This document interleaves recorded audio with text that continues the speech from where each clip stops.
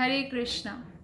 श्रीमद् भागवतम स्कंध 1 अध्याय 8 श्लोक नंबर 20।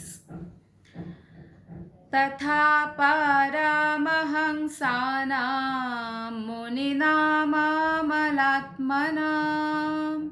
भक्तियोगविधानार्थं कथं पश्येमहि स्त्रियः। तथा परमहंसानां मुनीनामलात्मनां भक्तियोगविधानार्थं कथं पश्येमहि स्त्रियः। अनुवाद और तात्पर्य श्रील प्रभुपाद के द्वारा। श्रील प्रभुपाद की जय। अनुवाद। आप उन्नत अध्यात्मवादियों तथा आत्मा एवं पदार्थ में अंतर करने में सक्षम होने से शुद्ध बने विचारकों के हृदयों में भक्ति के दिव्य विज्ञान का प्रसार करने के लिए स्वयं अवतरित होते हैं। तो फिर हम स्त्रियां आपको किस तरह पूर्ण रूप से जान सकती है। तो ये कुंती महारानी भगवान श्री कृष्ण से बोल रहे हैं कि हे भगवान, आपको तो उन्नत अध्यात्मवादी जो है,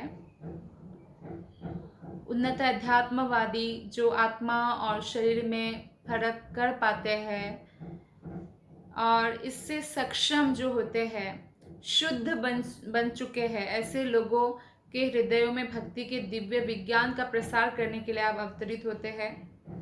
तो कुंती महारानी भगवान के शुद्ध भक्त है, लेकिन स्त्री शरीर में है। तो कुंती महारानी बोल रही है, फिर मेरे जैसे स्त्री आपको कैसे जान सकती है। तो ये कुंती महारानी की जो है विनम्रता है एक्चुअली। तो आगे बताते हैं तात्पर्य में श्रील प्रभुपाद जी कि बड़े बड़े दार्शनिक चिंतक तक भगवान के धाम नहीं पहुंच पाते। एक्चुअली भगवान जो है, जो लोग अध्यात्म में लगे तो हुए हैं लेकिन भक्ति में नहीं लगे हुए हैं, तो उनको रास्ता दिखाने के लिए भी भगवान आते हैं। उन लोगों को जो भक्ति में नहीं लगे हुए हैं लेकिन अध्यात्म में बहुत बड़ी तपस्या कर रहे हैं, तो भगवान जब आते हैं इस धरातल पर, तो वो लोग भी निराकारवादी से कई लोग जो है भक्त बन जाते हैं भगवान के गुणों को सुनकर, लीलाओं को सुनकर, शुद्ध भक्तों की संगति करते हुए। तो उपनिषदों में कहा गया है कि परम सत्य परमेश्वर का परम व्यक्तित्व बड़े से बड़े दार्शनिक की चिंतन शक्ति से परे है। कितना ही बड़ा दिमाग क्यों ना हो, कितना ही बड़ा कैलकुलेशन हो दिमाग क्यों ना कर पाए, लेकिन भगवान की गुणों की कैलकुलेशन नहीं कर सकते हैं। भगवान के बारे में वो कुछ भी नहीं जान सकते हैं, केवल चिंतन शक्ति के द्वारा। वे महान विद्या या महानतम मस्तिष्क द्वारा भी नहीं जाने जा सकते। उन्हें वही जान पाता है जिन पर कृष्ण की कृपा हो, यानी कृष्ण की कृपा के बिना कृष्ण को जानना असंभव है। और कृष्ण की कृपा के लिए हमें क्या करना होगा? शरणागति, कृष्ण के प्रति सरेंडर होना होगा, उनकी सेवा करना होगा। तब जाकर जब भगवान श्री कृष्ण की हम पर कृपा होती है, तब हम भगवान को जान पाते हैं। अन्यथा कोई अगर हजारों हजारों वर्षों तक, हजारों हजारों जन्मों तक भी भगवान की चिंतन में लगा रहे, वो भगवान को नहीं जान सकता है। इस तथ्य की पुष्टि महारानी कुंती द्वारा होती है, जो एक अबोध स्त्री की भूमिका निभा रही है। हालांकि कुंती महारानी कोई साधारण स्त्री नहीं है, वो परम भक्त है भगवान का। और फिर भी वो क्या करती है, अपना एक विनम्रता को प्रकाशित कर रही है। स्त्रियां सामान्य रूप से दार्शनिकों की भांति चिंतन नहीं कर सकती है, और ये स्त्रियों को एक विशेष आशीर्वाद प्राप्त है, क्योंकि जो बहुत चिंतन करते हैं दार्शनिकों के भांति, वो भक्ति में आसानी से नहीं आते हैं। लेकिन हम देखते हैं कि जो स्त्रियां हैं, कोई भी कथा भी होती है, वहाँ पे स्त्रियों की संख्या अधिक होती है, क्योंकि स्त्रियां जो है नेचुरली श्रद्धालु होती है। तो ये भी भगवान का स्त्रियों को एक आशीर्वाद प्राप्त है कि वो दार्शनिकों के भांति चिंतन नहीं कर सकती है, क्योंकि वे भगवान की श्रेष्ठता तथा सर्वशक्तिमत्ता पर तुरंत विश्वास कर लेती है और बिना किसी संकोच के नतमस्तक हो जाती है। कई जगह पे देखते हैं कि स्त्रियां जो है हमेशा श्रद्धा दिखाती है, सम्मान दिखाती है और नतमस्तक हो जाती है। जैसे जो भी मंदिर है, तो स्त्रियां तुरंत श्रद्धा उनके हृदय से आती है। और भगवान इतने दयालु हैं कि वे केवल ऐसे व्यक्ति पर विशेष अनुग्रह नहीं करते जो महान दार्शनिक होते हैं, वो प्रयोजन की निष्ठा को जानते हैं। हो सकता है वो किसी दार्शनिक पर कृपा ना भी करे, लेकिन कोई ऐसी साधारण स्त्री, मान लीजिए वो पढ़ी लिखी भी नहीं है, बिल्कुल शास्त्रों को भी नहीं पढ़ा है, बस शास्त्रों को श्रवण किया है शुद्ध भक्तों के मुखारविंद से, और उसी के अनुसार वो जीवन जी रही है, तो ऐसे स्त्री पर भगवान तुरंत कृपा कर देते हैं। तो यही प्रभुपाद बोलते हैं कि अक्सर ऐसा देखा जाता है, कोई भी धार्मिक उत्सव में स्त्रियों का ही संख्या अधिक होता है। प्रत्येक देश में तथा प्रत्येक धर्म के संप्रदाय में ऐसा लगता है कि स्त्रियों की रुचि पुरुषों से अधिक है। तो भगवान की सत्ता की स्वीकृति की यह सरलता निष्ठा रहित धार्मिक दिखावे से कहीं अधिक प्रभाव उत्पादक है। अर्थात कोई अगर भगवान पर भक्ति नहीं है पर दिखावा कर रहे हैं भक्ति का, तो उस दिखावे से जो सच्चे दिल से भगवान के सामने नतमस्तक होते हैं वो काफ़ी उच्च पद पर स्थित है। श्लोक नंबर 21 कृष्णाय वासुदेवाय देवकी नंदनाय च नंदगोपकुमाराय गोविंदाय नमो नमः। कृष्णाय वासुदेवाय देवकी नंदनाय च नंदगोपकुमाराय गोविंदाय नमो नमः। तो कुंती महारानी कहती है, अतः मैं उन भगवान को सादर नमस्कार करती हूँ जो वसुदेव के पुत्र देवकी के लाडले, नंद के लाल तथा वृंदावन के अन्य ग्वालों एवं गौओं तथा इंद्रियों के प्राण बनकर आए हैं। तो भगवान श्री कृष्ण को नमस्कार करती है कुंती महारानी, जो वसुदेव और देवकी के लाडले पुत्र हैं और नंद यशोदा के लाल हैं, और वृंदावन के जो गाय हैं, गौ हैं, गोप किशोरिया है, या जो हमारे इंद्रिया हैं, सबके प्राण बनकर आए हैं। किसी भी भौतिक संपदा द्वारा प्राप्त ना किए जा सकने वाले भगवान इस प्रकार अपने अनन्य भक्तों पर विशेष अनुग्रह दिखाने के लिए तथा आसुरी लोगों के उपद्रव को शांत करने के लिए अपनी असीम अहेतु की कृपा से पृथ्वी पर अवतरित होते हैं। महारानी कुंती जो है, अन्य सभी अवतारों की अपेक्षा भगवान श्री कृष्ण का जो रूप है, कृष्ण का जो अवतरण है, उसकी विशेष रूप से पूजा करती हैं, क्योंकि वे इसी रूप में सरलता से प्राप्त किए जा सकते हैं। राम अवतार में वे बचपन से ही राजा के पुत्र बने रहे, लेकिन कृष्ण अवतार में राजा के पुत्र होते हुए भी वो अपने असली माता पिता जो देवकी और वसुदेव है उनसे दूर रहे, क्योंकि संरक्षण के लिए उन्होंने ही कहा था कि मुझे यशोदा माता के पास छोड़कर उनकी पुत्री को ले आओ। और जिसकी बाल लीलाओं से यशोदा माता, नंद बाबा धन्य हो गए, सारे ब्रज कुमारियाँ जो है, गोप बालक है, तो सामान्य ग्वाल बाल का अभिनय किया भगवान ने। तो तब भगवान कृष्ण जो है राम की अपेक्षा अधिक दयालु है। कोई भी भगवान के कोई भी और जो विस्तार है, सबसे अधिक दयालु कृष्ण रूप है। कृष्ण आदि है इसलिए, और कृष्ण में समस्त गुण जो है 100% पाया जाता है, जबकि बाकी विस्तारों में ऐसा नहीं है, क्योंकि कृष्ण ही आदि है। इसलिए कुंती महारानी कृष्ण के रूप के प्रति विशेष आकर्षण दर्शाती है। कुंती के भाई है कृष्ण के पिता वसुदेव, इसलिए कुंती कृष्ण की बुआ है। वसुदेव तथा उनके परिवार के प्रति विशेष रूप से कुंती महारानी अत्यंत दयालु थी।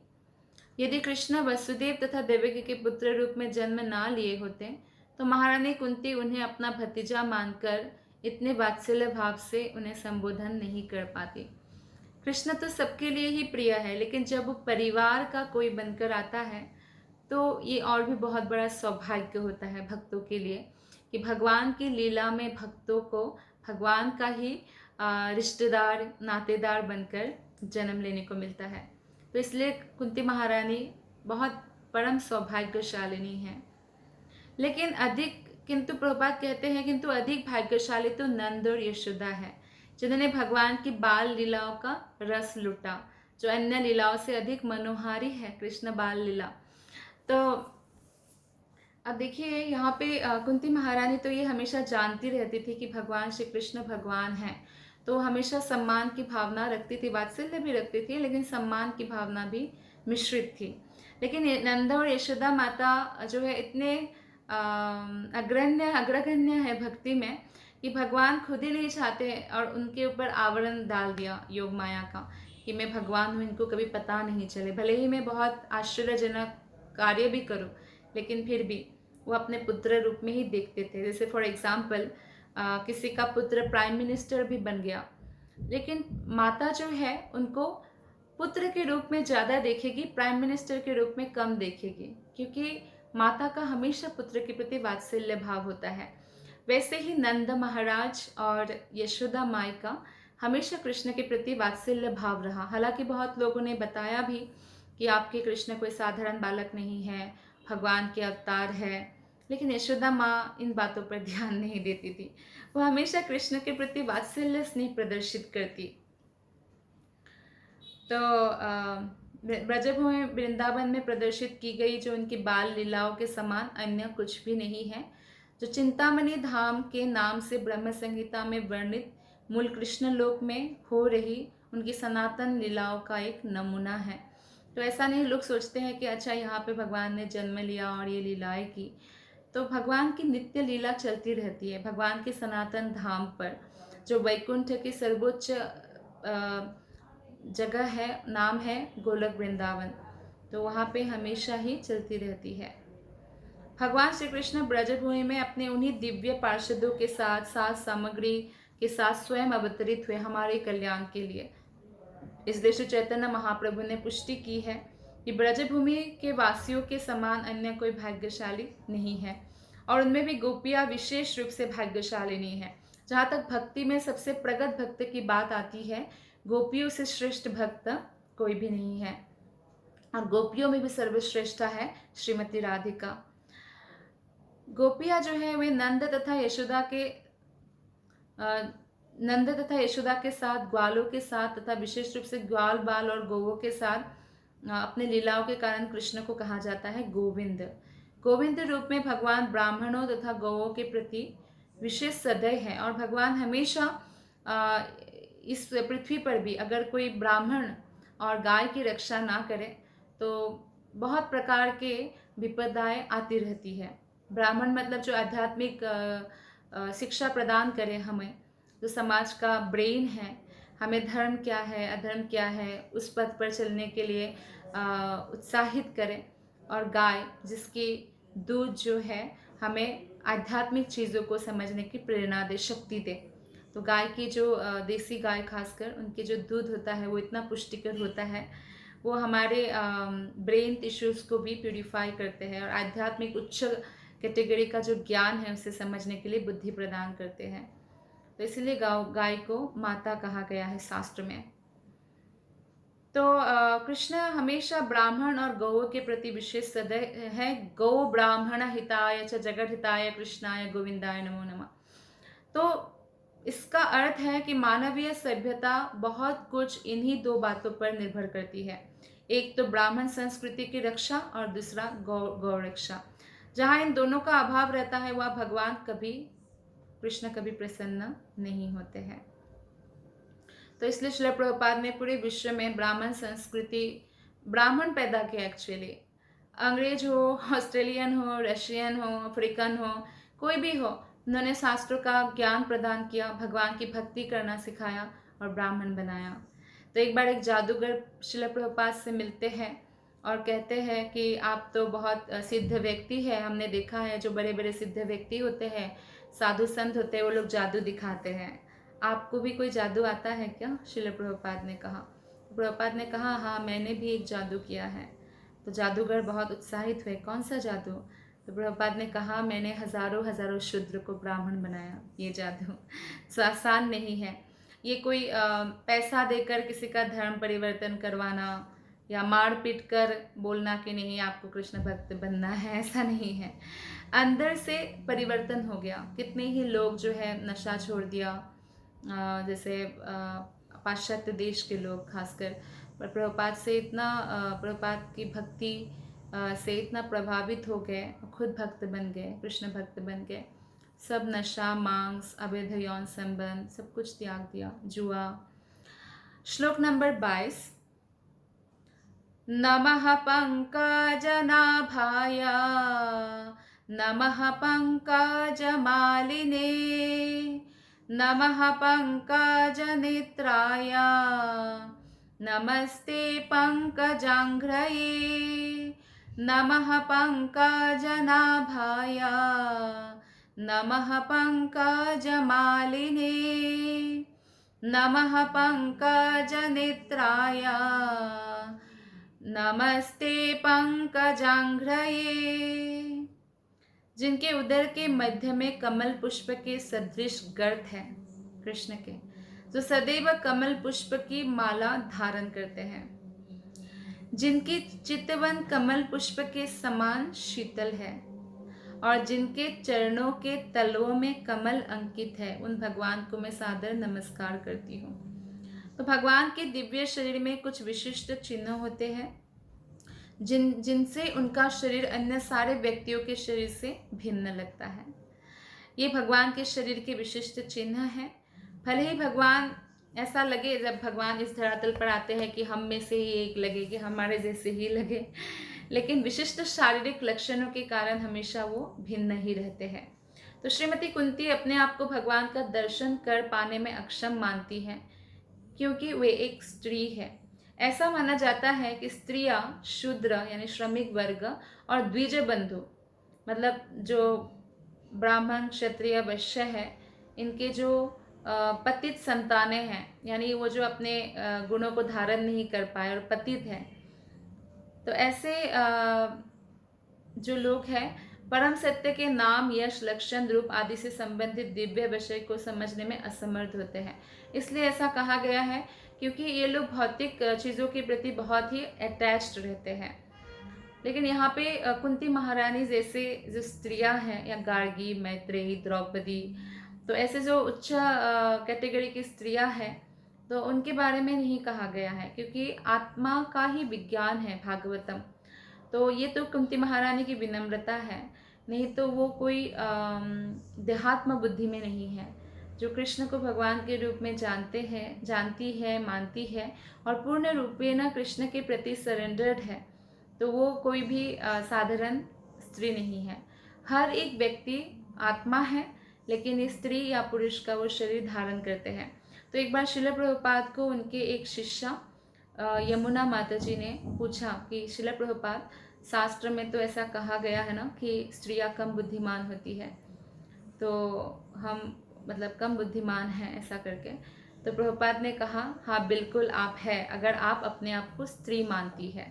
तो कहने का तात्पर्य है, ये जो आत्मा का विज्ञान है, ये हमें ये शिक्षा देने के लिए है कि हम स्त्री, पुरुष, अमेरिकन, इंडियन, ये सब जो है शारीरिक पहचान है, लेकिन हम जो ओरिजिनली है, हम आत्मा है, हम शरीर नहीं है। इसलिए शारीरिक पहचान जो है टेम्पोररी है।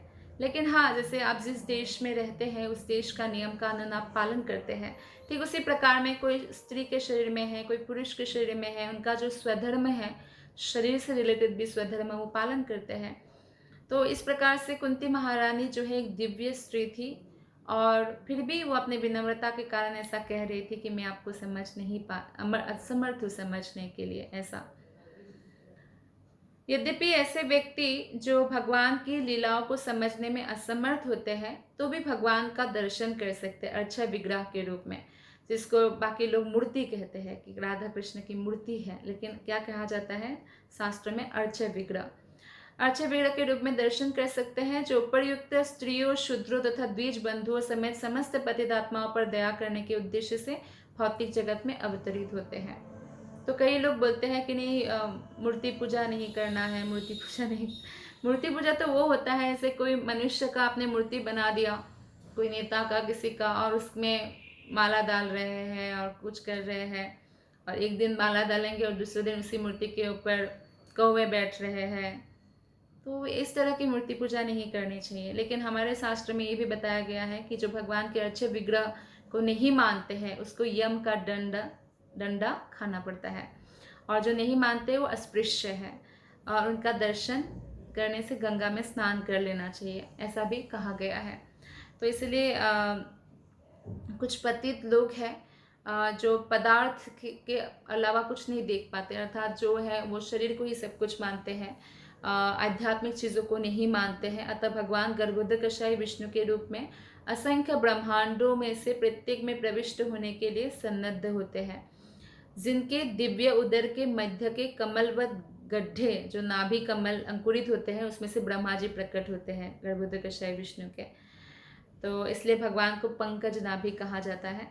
ये पंकज नाभि भगवान अनेक तत्व के बने अर्चे विग्रह के रूप में स्वीकार किए जाते हैं। जैसे जो भगवान का विग्रह होता है, मूर्ति होता है, वो अनेक तत्व का हो सकता है। जैसे कोई मन के भीतर ही कोई रूप बना लिया भगवान का, तो कृष्ण का, तो वो रूप कभी वो पूजा करते हैं मन ही मन में, तो वो भी हो सकता है। मिट्टी से बना हुआ हो सकता है अर्चे विग्रह, या कोई धातु से बना हुआ हो सकता है, रत्न से, या कोई कलर से फोटो बनाया हुआ है, ऐसा हो सकता है, या अलग अलग चीज़ों पर अंकित किया हुआ, ऐसा भी हो सकता है।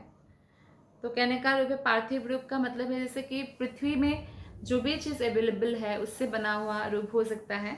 लेकिन जब योग्य सुयोग्य भक्त भगवान का उस विग्रह का पूजा अर्चना शुरू करते हैं तो भगवान उस विग्रह में रहने लगते हैं। तो भगवान के इन सारे रूपों को कमल की मालाओं से सजाया जाता है। पूजा मंदिर में ऐसा शांतिप्रद वातावरण होना चाहिए जिससे भौतिक कार्य में सदैव निरत रहने वाले अभक्त जनों का उत्कट ध्यान उस पर और आकृष्ट हो। और प्रभुपाद ने कहा भी है, श्रील प्रभुपाद ने ऐसा स्टैंडर्ड सेट किया है मंदिरों में कि जो बड़े बड़े मंदिर फॉलो करते हैं, जैसे कि तिरुपति बालाजी जगन्नाथ मंदिर, भगवान का ऐसा श्रृंगार, इतने बार श्रृंगार होना चाहिए, इतने बार मंदिर साफ होना चाहिए, इतनी बार भोग लगना चाहिए, तो इस टाइम पे भगवान को उठाना है, सुलाना है, एकदम स्टैंडर्ड सेट है। भले ही छोटा छोटा इस्कॉन मंदिर हो, तो स्टैंडर्ड पूरा मेंटेन रखते हैं भगवान की अच्छे विग्रह की सेवा का। तो ये बहुत इम्पॉर्टेंट है, क्योंकि जो अभक्तगण कभी अगर मंदिर आ भी जाए तो भगवान को इतना सुंदर दर्शन होना चाहिए कि वो आकृष्ट हो जाए भगवान के रूपों के प्रति। तो ध्यानी लोग मन के भीतर एक साकार रूप की पूजा करते हैं, अतएव भगवान स्त्रियों, शूद्रों तथा द्विज बंधुओं पर भी दयालु है, बशर्ते कि वे विविध रूपों में बने पूजा मंदिरों में जाना स्वीकार करें। तो हमें जाना पड़ेगा मंदिर तक, तो हमें मंदिर तक जाएंगे तो हमें शिक्षा प्राप्त होगी, भगवान का दर्शन प्राप्त होगा, मंदिर का प्रसादम प्राप्त होगा, कृष्ण का चरणामृत प्राप्त होगा, तुलसी पत्र प्राप्त होगा कृष्ण के चरणों का। तो ऐसे मंदिर जाने वाले मूर्ति पूजक नहीं होते, जैसा कि कुछ अल्पज्ञ लोगों द्वारा कहा जाता है। बड़े बड़े आचार्यों ने अल्पज्ञानियों पर कृपा करते हुए सर्वत्र ऐसे पूजा मंदिरों की स्थापना की। वास्तव में शूद्रों या स्त्रियों अथवा उनसे भी निम्न श्रेणी में रहते हुए किसी को भी यह दिखावा नहीं करना चाहिए कि उसने मंदिर पूजा की अवस्था पार कर ली है। तो कई लोग मंदिर जाते नहीं है कि नहीं, यहाँ भगवान हर जगह है, हम हर जगह पूजा करेंगे, लेकिन करते भी नहीं है। तो इसलिए मंदिर जाना चाहिए, वहाँ से ट्रेनिंग लेना चाहिए और कैसे भगवान को हर जगह हम अनुभव कर सकते हैं, हर चीज़ को भगवान से हम कैसे जोड़ सकते हैं। तो मनुष्य को ऐसा करना है, जब हम मंदिर जाएं और भगवान का दर्शन करें तो एकदम से भगवान का शक्ल ना देखकर भगवान के चरणों से दर्शन करना शुरू करें। जैसे पहले भगवान का दर्शन करें तो उनके चरण कमल से प्रारंभ करके धीरे धीरे ऊपर आए, जांघों में, कमर, वक्षस्थल, फिर मुख तक पहुँचे। उसे भगवान के चरण कमलों के दर्शन का अभ्यास किए बिना भगवान का मुख का दर्शन करने का प्रयत्न नहीं करना चाहिए। तो ये तरीका है। भगवान की बुआ होने के कारण श्रीमती कुंती महारानी जो है वो भगवान का दर्शन चरण कमलों से प्रारंभ नहीं किया, क्योंकि इससे भगवान लज्जित होते हैं, क्योंकि वो बुआ के रूप में है ना, बड़ी है, तो इसीलिए लज्जित होते हैं। तो भगवान के चरण कमलों से कुंती देवी ने भगवान को लज्जित नहीं करना चाहती थी, तो चरण कमलों से नहीं शुरू किया, क्योंकि वो बुआ लगती है। अतएव इस स्थिति से बचने के लिए उन्होंने भगवान के चरण कमलों के ऊपर के भाग से, अर्थात कमर से धीरे धीरे ऊपर की ओर उठते हुए भगवान के मुख का दर्शन किया, फिर चरण कमलों का दर्शन किया। श्लोक नंबर 23। यथा ऋषिकेश खालेन देवकी कंसेन रुद्धाति चिरं शुचार्पिता विमोचिताहं च सहात्मजा विभो त्वय्यैव नाथेन मुहुर्विपद्गणात् यथा ऋषिकेश खलेन देवकी कंसेन रुद्धाति चिरं शुचार्पिता विमोचिताहं च सहात्मजा विभो त्वय्येव नाथेन मुहुर्विपद्गणात्। अनुवाद। हे ऋषिकेश, हे इंद्रियों के स्वामी तथा देवों के देव, आपने दीर्घकाल तक बंदी गृह में बंदिनी बनाई गई और दुष्ट राजा कंस द्वारा सताई जा रही अपनी माता देवकी को तथा अनवरत विपत्तियों से घिरे हुए मेरे पुत्रों समेत मुझको मुक्त किया। तो भगवान के गुणानुकीर्तन में भगवान ने जो महान कार्य किया है, या भगवान ने जो अपने प्रियजनों के प्रति जो प्रेम दर्शाया है, उसके बारे में कुंती महारानी बता रही है कि मुझे और मेरे पुत्र को आपने हमेशा बचाया है, कृष्ण ने हमेशा बचाया है। एक बार दुर्योधन ने बहुत अच्छा सेवा किया, जो है दुर्वासा मुनि और उनके 10,000 शिष्यों का। तो दुर्वासा मुनि बहुत संतुष्ट हुए और पूछा कि आपको क्या वर चाहिए। लेकिन जो ईर्ष्यालु व्यक्ति होते हैं वो दूसरों का बुरा ही चाहते हैं ना।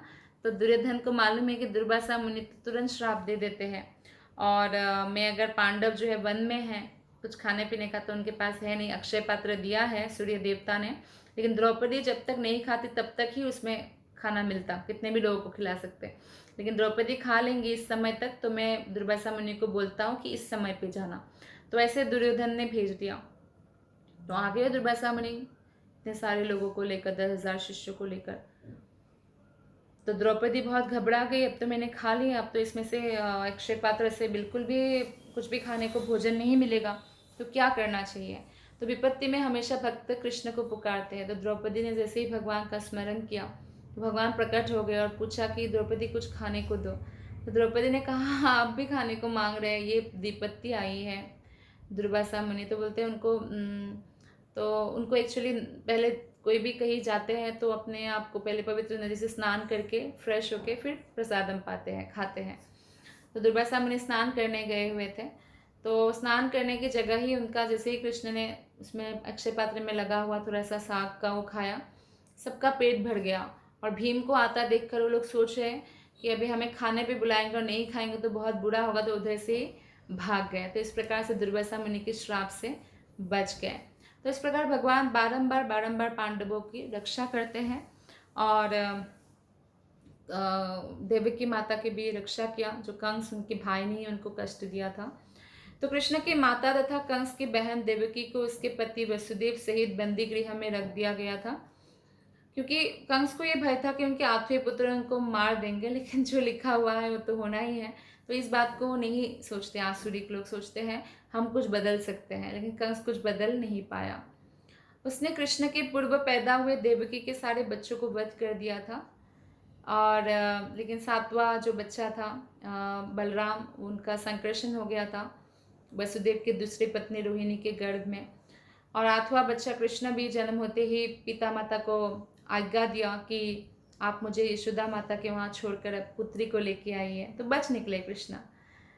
तो कुंती देवी भी अपने पुत्रों समेत अनेक कष्टों की श्रृंखला से बचाई जाती रही भगवान के द्वारा, लेकिन भगवान कृष्ण ने कुंती देवी पर कुछ अधिक ही अनुग्रह किया था, क्योंकि उन्होंने देवकी के अन्य पुत्रों की रक्षा नहीं की थी, जो 6 पुत्र थे देवकी के, जबकि कुंती महारानी की 5 पुत्रों की हमेशा रक्षा करने के लिए तत्पर थे। इसका कारण यह था कि देवकी के पति जो वसुदेव है वो जीवित थे, लेकिन कुंती महारानी विधवा थी। कृष्ण के अतिरिक्त उनका कोई भी रक्षक नहीं था। निष्कर्ष यह है कि कृष्ण उन भक्तों पर अधिक अनुग्रह करते हैं जो अधिक संकट में होते हैं। कभी कभी ऐसा होता है कि शुद्ध भक्त भी संकट में पड़ जाते हैं, वो भी इसीलिए क्योंकि भगवान के प्रति वो अधिक अनुरक्त बन जाए, ताकि इसलिए से पांडव लोगों के जीवन में जो संकट आया वो कोई उनके कर्म फलों की वजह से नहीं, वो भगवान की अरेंजमेंट था, जिससे वो भगवान के प्रति और अनुरक्त बन गए। परीक्षित महाराज 7वें दिन में उनको तक्षक द्वारा दंशन होने वाला था, लेकिन इससे परीक्षित महाराज और अधिक भगवान के प्रति अनुरक्त हो गए। तो भगवान के प्रति जितनी अधिक अनुरक्ति होंगी, भक्तों को उतनी ही अधिक सफलता प्राप्त होंगी। श्लोक नंबर 24। विषान्महाग्ने पुरुषाददर्शना दशत्सभाया वनवासकृच्छ्रितः मृधे मृधेनेकमहारथस्त्रतो द्रोण्यस्त्रतच्चास्म हरेभिरक्षितः।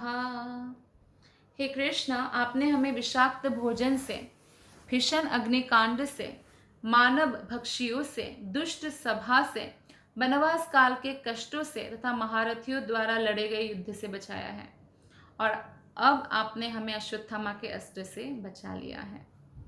तो यहाँ पर घातक संघर्षों की सूची प्रस्तुत की गई है कुंती महारानी के द्वारा। देवकी की तो एक ही बार अपने दुष्ट भाई के कारण कष्ट मिला। उनका जैसे ही कंस को पता चला, कंस देवकी से बहुत प्रेम करते थे, बहन है, शादी धूमधाम से करा रहे थे, रथ हाँक के ले जा रहे थे। जैसे ही आकाशवाणी हुई कि देवकी के 8वां पुत्र आपको मार डालेंगे, तुरंत अपने एक हाथ से देवकी का बाल पकड़ा, एक हाथ से तलवार उनको गला काटने के लिए। तो इतना कष्ट मिला था देवकी को भी, एक ही बार मिला कि उनका प्राण तक आ पड़ी। किंतु कुंती देवी तथा उनके पुत्र को तो वर्षों तक लगातार एक के बाद एक कष्ट उठाने पड़े। उन्हें राज्य के लिए दुर्योधन तथा उसकी टोली के लोग मुसीबत में डालते रहे, और हर बार कृष्ण ने उनकी रक्षा की। एक बार भीम को भोजन में विष खिला दिया था। दुर्योधन जानते थे कि भीम से ही उसको खतरा है भविष्य में। दुर्योधन बचपन से ही बहुत ईर्ष्यालु प्रकृति के थे पांडवों के प्रति। तो भीम को एक्चुअली भीम भी क्या करते थे, बहुत बचपन से ही बहुत शक्तिशाली थे। जब 100 जैसे कौरव है, पांडव 5 है, तो कौरव लोग जब आम वगैरह तोड़ने के लिए आम के पेड़ में जैसे चढ़ गए, तो भीम के लिए तो कोई भी पेड़ जो है वो उखाड़ भी सकते हैं ना, तो वो आम के पेड़ को जैसे हिलाते तो गिर पड़ते वो लोग। तो इस तरह से दुर्योधन हमेशा भीम की शक्ति से थोड़ा डरते थे। तो एक दिन उनको बुला के, और भीम लेकिन एक वीकनेस भी था, उनको खाने को दे तो तुरंत जो है वो मान जाते। तो दुर्योधन ने उनको खीर खिलाया, लेकिन खीर में विष था और गंगा में फेंक दिया। लेकिन भगवान ने उनकी रक्षा की। वहाँ पे भी वो नाग लोग गए और वहाँ पे वो एक ड्रिंक पिया, जिससे उनको 10,000 हाथी का बल लेकर वापस आए। तो इस प्रकार से पुत्रों की रक्षा हमेशा करते रहे। तो एक बार तो ऐसा हुआ कि लाक्षागृह में भेज दिया गया, और लाक्षागृह में आग, लाक्षागृह ऐसा है, ऐसे चीज़ों से बना है जिससे तुरंत आग लग जाए, लेकिन भगवान ने वहाँ भी उनको बचाया। और द्रौपदी का चीरहरण हो रहा था, दुशासन खींच रहे थे साड़ी। दुशासन बहुत शक्तिशाली है और द्रौपदी कोमलांगिनी है, राजमहल में हमेशा रहती है, तो कैसे रोक पाती। लेकिन भगवान कृष्ण ने आकर उनकी लाज की रक्षा किया। और भगवान ने द्रौपदी के लिए अपरिमित वस्त्रों की पूर्ति की। सारी खींच खींच के दुशासन थक गए, जिससे दुर्योधन का दल उसे नग्न होते नहीं देख सका। इसी प्रकार जब 5 पांडव वनवास कर रहे थे, तो भीम को मनुष्य राक्षस यानी हिडिंब से लड़ना पड़ा, लेकिन तब भी भीम की रक्षा की भगवान ने। जो बल देते हैं भक्त को, भगवान ही देते हैं, तो भीम की रक्षा की। यह खेल यही समाप्त नहीं हुआ था। इन सब कष्टों के बाद कुरुक्षेत्र का महान युद्ध हुआ, और जितना पांडवों के पास सेना था उससे 3 गुना बड़ा सेना और महारथी समेत कौरवों के पास था। लेकिन क्योंकि कृष्ण ने सारथी का बागडोर संभाला था, कृष्ण ने अर्जुन को जिताया, जिससे अर्जुन द्रोण, भीष्म, कर्ण जैसे महाबली का सामना कर सके। और जब सब समाप्त हो गया, तो द्रोणाचार्य के पुत्र अश्वत्थामा ने उत्तरा के गर्भस्थ शिशु को मारने के लिए ब्रह्मास्त्र छोड़ा, जो पांडवों के पोता है परीक्षित महाराज। तब भगवान ने कुरुवंश के एकमात्र संभाव्य वंशज महाराज परीक्षित की रक्षा की। श्लोक नंबर 25। विपदः सन्तु तः सस्वात् तत्र तत्र जगद्गुरु भवतो दर्शनं यत् स्यात् आपुनर्भावदर्शनम् विपादः सन्तुतः सस्वात् तत्र तत्र जगद्गुरो भवतो दर्शनं यत् स्यात् आपुनर्भावदर्शनम्। अनुवाद, मैं चाहती हूँ कि ये सारी विपत्तियाँ बारंबार आए जिससे हम आपका दर्शन पुनः पुनः कर सकें, क्योंकि आपके दर्शन का अर्थ है कि हमें बारंबार होने वाले जन्म तथा मृत्यु को नहीं देखना पड़ेगा। तो कुंती महारानी कितना उच्च स्थिति में है। क्या कोई भी व्यक्ति अपने जीवन में ऐसा मांगते हैं कि भगवान मुझे सुख नहीं दुख दीजिए, क्योंकि दुख में मुझे आपका स्मरण रहता है इसलिए मुझे दुख दीजिए। चाहे कुछ भी हो, लेकिन दुख नहीं मांगते हैं व्यक्ति, और बल्कि दुख मिलता है और भगवान की भक्ति कर रहे हैं तो क्या करते हैं, भगवान को ही कोसते हैं कई लोग तो, कि भगवान आपने ऐसा किया है। लेकिन हाँ, भगवान कुछ नहीं करते हैं, वो हमारे ही कर्मफल का परिणाम होता है। जब हम ये समझते हैं कि हम जो है निर्दोष हैं और भगवान या कोई दूसरा व्यक्ति दोषी है, तब तक हमें बहुत क्रोध आता है। लेकिन जब हम इसको उल्टा कर देते हैं कि ये जो हमारे साथ हो रहा है हमारे ही कर्मों का दोष है और सामने वाला जो है निर्दोष है, तो ये जब हम समझ जाते हैं भगवान के केस में खासकर कि भगवान जो है सबके साथ जो है समान बर्ताव करते हैं, वो तो हमारे ही कर्मफल है जो हमें भुगतना पड़ता है, तो फिर भगवान को कोसते नहीं। इसलिए भक्त जो है, जो भी उनके जीवन में सुख आता है दुख आता है, वो विचलित नहीं होते हैं और भगवान की भक्ति में लगे रहते हैं। तो कुंती महारानी का ये उच्च स्थिति हम देख सकते हैं कि वो भगवान से दुख मांग रहे हैं, सुख नहीं मांग रहे हैं, क्योंकि दुख में भगवान का बार बार दर्शन हो रहा है। और कुंती महारानी का तात्पर्य था कि जब अब दुख सारा दूर हो गया, मेरे पुत्र पूरी पृथ्वी के निष्कंटक राजा बन गए, तो आप हमें छोड़कर द्वारिका प्रस्थान कर रहे हैं। और इतना लंबा समय तक अभी तक पांडवों के साथ ही कृष्ण थे, तो इसीलिए कुंती महारानी ऐसा मांग रही है। सामान्यतः दुखी, जरूरतमंद, बुद्धिमान और जिज्ञासु लोग जिन्होंने कुछ पुण्य कर्म किए हैं, वे भगवान की पूजा करते हैं या पूजा करना प्रारंभ करते हैं दुख में, कि दुख दूर हो जाएगा, या धन चाहिए, पैसा नहीं है, तो वो लोग। तो अन्य लोग जो दुष्कर्म से ही फलते फूलते हैं, चाहे वे जिस स्तर के हो, माया द्वारा भ्रमित होने के कारण भगवान के पास नहीं पहुंच पाते। अतः पुण्यात्मा के लिए संकट आने पर भगवान के चरण कमलों का आश्रय लेने के अलावा अन्य कोई विकल्प नहीं होता है। तो भगवान के चरण कमलों का निरंतर स्मरण करने का अर्थ है जन्म मृत्यु से छूटने की तैयारी करना। अतः भले ही तथाकथित आपत्तियां आए, उनका स्वागत करना होगा, क्योंकि वे हमें भगवान के स्मरण का अवसर प्रदान करती है, जिसका अर्थ है मुक्ति। तो इसीलिए जो बुद्धिमान व्यक्ति है, वो कुछ अगर अपने जीवन में थोड़ा बहुत दुख आ भी रहा है, तो ऐसा नहीं कि विचलित होकर भगवान के भक्ति को छोड़ दें। वो भगवान का चरण को और कस के पकड़ लेते हैं। सुख आता है तो भी भगवान कितने दयालु है, मेरे भाग्य में इतना सुख नहीं था फिर भी सुख प्रदान किया, ऐसे सोचते हैं। तो जिसने अविद्या के सागर को पार करने के लिए सर्वोत्तम नाव के समान भगवान के चरण कमलों की शरण ली है, वो उतनी ही सरलता से मुक्ति प्राप्त करता है, जितनी सरलता से, जैसे बछड़े के खूर के निशान से थोड़ा पानी हो गया, ऐसे गाय का बछड़ा होता है, उसने कहीं मिट्टी में पाँव रख दिया तो उसमें थोड़ा पानी जमा हो गया, तो उतना पार करना क्या मुश्किल है। तो ऐसे ही जो भक्त भगवान के प्रति शरणागत है, उनके लिए जो बहुत बड़ा भवसागर है, वो ऐसे ही खूर के अंदर पानी जमा हुए जैसा है, उसको पार करना आसान है। तो इसलिए ऐसे बुद्धिमान व्यक्ति भगवत धाम जाने की तैयारी करते हैं और यहाँ भौतिक जगत में रहना नहीं चाहते हैं, जहाँ पग पग पर क्या है, संकट है। तो भगवत गीता में भगवान ने इस भौतिक जगत को आपत्तियों से भरा और कष्टप्रद स्थान बताया है। भगवत गीता में भगवान कहते हैं दुखालयम अशाश्वतम, लेकिन भगवान जो है फिर भी बोला है कि दुखालयम अशाश्वतम से मुक्त हो सकते हैं। कैसे? जब हम पूरी तरह से आध्यात्मिक बन जाएंगे और भगवान की भक्ति करेंगे।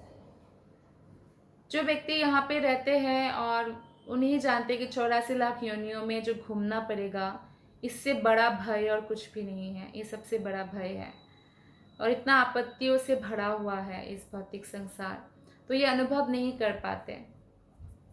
उनको भगवान के जो धाम है कि वो दुखों से मुक्त है, जन्म मृत्यु से मुक्त है और हर प्रकार से आनंदमय धाम है, उसके बारे में कोई ज्ञान नहीं होता है। अतएव प्रबुद्ध मनुष्य का ये कर्तव्य है कि भौतिक आपत्तियों से अविचलित रहें, क्योंकि आपत्तियाँ तो सभी परिस्थिति में आना ही है। भौतिक जगत है तो सुख दुख द्वैत है, तो सुख दुख लगा रहेगा, मान अपमान तो लगा ही रहेगा। तो फिर क्या करना है उनको?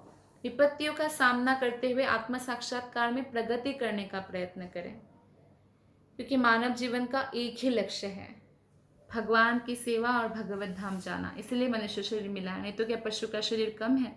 पशु के शरीर में क्या हम खाते नहीं कि सोते नहीं, सब कार्य करते हैं। तो चूंकि आत्मा समस्त भौतिक आपत्तियों से परे है, तो इसीलिए जो ये आपत्तियां है ये मिथ्या बतलाई गई। जैसे हम स्वप्न देखें, स्वप्न में हम ऐसा देख सकते हैं कि किसी शेर ने हमें निगल लिया। जैसे स्वप्न टूटते हैं हम खुश होते हैं, वो स्वप्न था।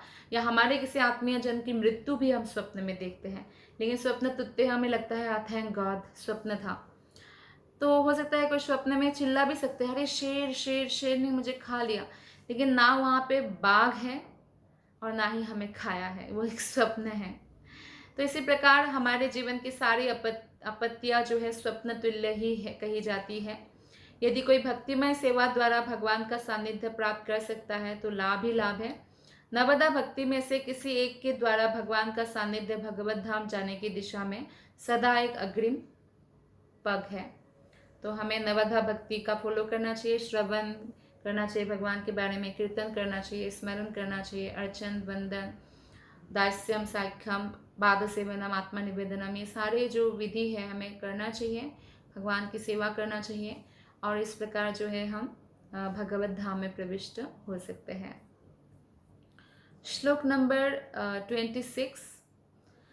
जन्मैश्वर्याश्रुता श्रीभिः एधमानामदः पुमान् नैवारिहत्याभिधातुं वै त्वामकिञ्चन गोचरम्। जन्मैश्वर्याश्रुता श्रीभिः एधमानामदः पुमान् नैवार्हत्याभिधातुं वै त्वामकिञ्चन गोचरम। तो इसमें कुंती महारानी भगवान को अकिंचन गोचरम करके जो है संबोधन करते हैं। अकिंचन गोचरम अर्थात जो अकिंचन है, जिसके पास कुछ भी नहीं है, उनके द्वारा भगवान सहजलभ्य है। क्योंकि अगर किसी के पास कुछ भी नहीं है, वो भगवान के प्रति बहुत ज़्यादा सरेंडर्ड हो सकते हैं। अगर उसको अहंकार है जन्म का कि मैं बहुत बड़े खानदान से हूँ, ऐश्वर्य का कि मैं बहुत धनी हूँ, या श्रुत का मैं बहुत विद्वान हूँ, या श्री का सौंदर्य का, तो इन सब का अगर उनका घमंड होता है, शिक्षा का, सुंदरता का, या बड़े बड़े घर से है, बड़े धनी है, तो if he is puffed up, तो क्या होता है, वो भक्ति में प्रगति नहीं कर पाते हैं। तो कुंती महारानी कहती है, हे प्रभु, आप सरलता से प्राप्त होने वाले हैं, लेकिन केवल उन्हीं के द्वारा सरलता से प्राप्त होने वाले हैं जो भौतिक दृष्टि से अकिंचन है, अर्थात जिनके पास ना जन्म का अभिमान है, ना धन है, ना शिक्षा है, और ना ही सौंदर्य, इसमें वो अकिंचन है। तो क्या होता है, ये चारों नहीं है तो हम्बल होता है व्यक्ति। अरे मैं तो हूँ ही गरीब, मैं तो सुंदर भी नहीं हूँ, मैं तो शिक्षित भी नहीं, अनपढ़ हूँ, और मेरा तो जन्म भी नीच कुल में हुआ है। तो वो हम्बल होते हैं। विनम्रता इस बहुत ज़रूरी है, विनम्रता भक्ति में आगे बढ़ने के लिए। तो कुंती महारानी कहती है, जो सम्मानित कुल, ऐश्वर्य, उच्च शिक्षा तथा शारीरिक सौंदर्य के द्वारा भौतिक प्रगति के पथ पर आगे बढ़ने के प्रयास में लगा रहता है, वो आप तक एकनिष्ठ भाव से नहीं पहुंच पाता। अगर कोई इसी के पीछे भागे हुए है, बॉडीली ब्यूटी, सुंदरता, और बहुत शिक्षा प्राप्त करने के पीछे, और ऐश्वर्य, धन कमाने के पीछे, या जन्म का या खानदान का नाम रोशन करने से पीछे, तो वो फिर भगवान की भक्ति में नहीं लग पाते, क्योंकि उनका लक्ष्य बदल जाता है ना, इसलिए एकनिष्ठ लक्ष्य नहीं होता है उनका। इसलिए तो एक्चुअली जो लोग भौतिक रूप से गरीब है, कम सुंदर है, शिक्षा भी इतना नहीं है या इतना बड़ा खानदान नाम भी नहीं है, तो क्या होता है ना, एक्चुअली ये क्वालिफिकेशन है भक्ति में प्रगति करने का। लेकिन इसका अर्थ नहीं है कि ये सब अगर आपके पास है तो आप डिस्क्वालीफाइड है, क्योंकि कुंती महारानी के पास तो सब कुछ था। कुंती महारानी अत्यंत सुंदर थी, कुंती महारानी बड़े खानदान से थी, कुंती भोज की पुत्री थी, और कुंती महारानी जो है बहुत धनी भी थी। अभी उनके पास देखिए पूरे पृथ्वी का राज्य है, वो महारानी है। पांडु से शादी हुआ था तो भी वो महारानी थी, और साथ ही साथ जो है उच्च शिक्षा, उनको समस्त ज्ञान भी था, फिर भी उनको कोई अहंकार नहीं था। तो ऐसा शिक्षा प्राप्त करना चाहिए। जैसे कि महान महान राजा है, युधिष्ठिर महाराज, परीक्षित महाराज, राजा है लेकिन ऋषि की तरह जीते हैं, वैराग्य है उनको भौतिक वस्तु से, उनको कोई भौतिक वस्तु के पीछे नहीं भागते वो। तो हमें भी एक कर्तव्य की तरह अपना जो भी जीवन है उसको बिताना चाहिए, लालच नहीं करना चाहिए, और इन सब चीज़ों के पीछे अगर हम लोभी हो जाएंगे तो हम भक्ति नहीं कर पाएंगे। तो भौतिक दृष्टि से समुन्नत होने का अर्थ है किसी कुलीन परिवार में जन्म लेना और प्रचुर संपत्ति, शिक्षा और आकर्षक सौंदर्य से युक्त होना। सारे भौतिकतावादी लोग इन सारे भौतिक ऐश्वर्य को प्राप्त करने के लिए पागल रहते हैं, और इसी को भौतिक सभ्यता की उन्नति कहा जाता है। लेकिन परिणाम क्या होता है? इन समस्त क्षणिक भौतिक संपत्तियों के होने से मनुष्य कृत्रिम रूप से गर्वित हो उठता है और मदान्ध हो जाता है। मेरे पास तो ये है, मेरे पास तो वो है, तो वो दम्भी हो जाते हैं, मदान्ध हो जाता है। फलस्वरूप भौतिकता के नशे में चूर ऐसे लोग भगवान का पवित्र नाम लेने तथा भाव विभोर होकर हे गोविंद, हे कृष्ण ऐसे संबोधित करने में अक्षम हो जाते हैं, क्योंकि उनमें मटेरियल जो उनका भौतिक जो गर्व है उसके कारण वो ऐसा नहीं कर पाते हैं। तो शास्त्रों में कहा गया है कि भगवान का पवित्र नाम एक बार भी लेने से पापी इतने पापों से मुक्त हो जाते हैं जितना पाप वो कर भी नहीं सकता किसी भी जन्म में। तो भगवान का पावन नाम लेने में इतनी शक्ति है, तो इस कथन में तनिक भी अत्युक्ति नहीं है। सचमुच भगवान के पवित्र नाम में ऐसी प्रबल शक्ति है, क्योंकि नाम और भगवान अभिन्न है। जैसे कोई अगर ऐसे बोलते रहे, मान लीजिए उनको रसगुल्ला पसंद है, रसगुल्ला रसगुल्ला रसगुल्ला रसगुल्ला रसगुल्ला रसगुल्ला रसगुल्ला, कब तक वो बोलते रहेंगे? एक दिन पूरा बोल लिया, 2 दिन पूरा बोल लिया, ऐसे कुछ दिन बोलने के बाद उनको मेंटल हॉस्पिटल में डाल देंगे और वो एग्जॉस्ट हो जाएंगे, थक जाएंगे।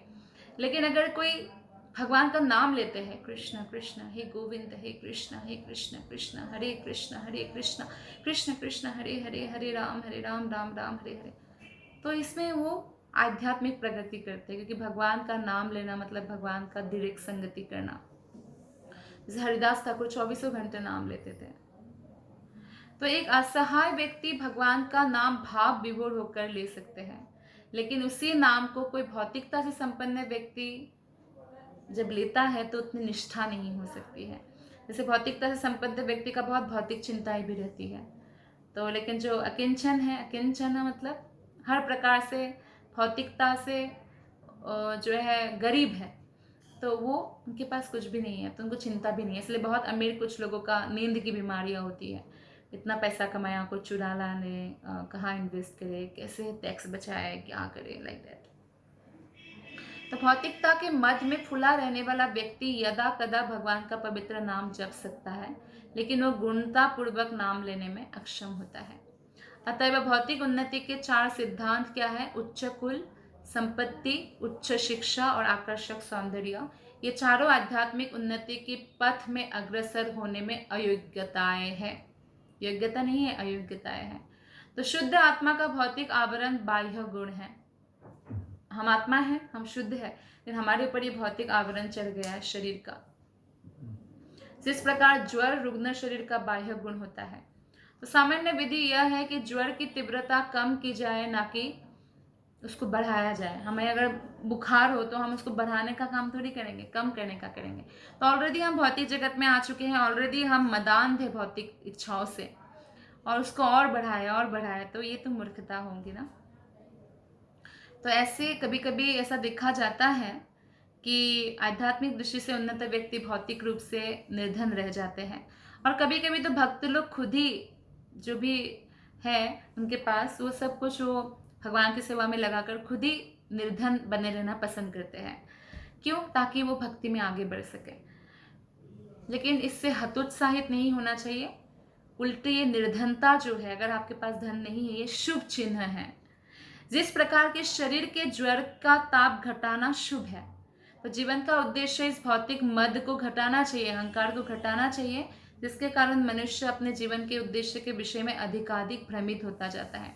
इस प्रकार से मोहग्रस्त व्यक्ति भगवत धाम जाने के लिए सर्वथा अनुपयुक्त होते हैं। तो बहुत ज़्यादा पढ़ा लिखा होना, बहुत सुंदर होना, या बहुत उच्च कुल में जन्म लेना, या धनी होना, ये सब भक्ति में अयोग्यताएं हैं, क्योंकि ये हमें मदांध कर देते हैं। इसलिए अगर हमारे पास ये नहीं है तो ये भी कृष्ण की कृपा के रूप में स्वीकार करते हुए भक्ति करते रहना चाहिए। धन्यवाद। हरे कृष्ण।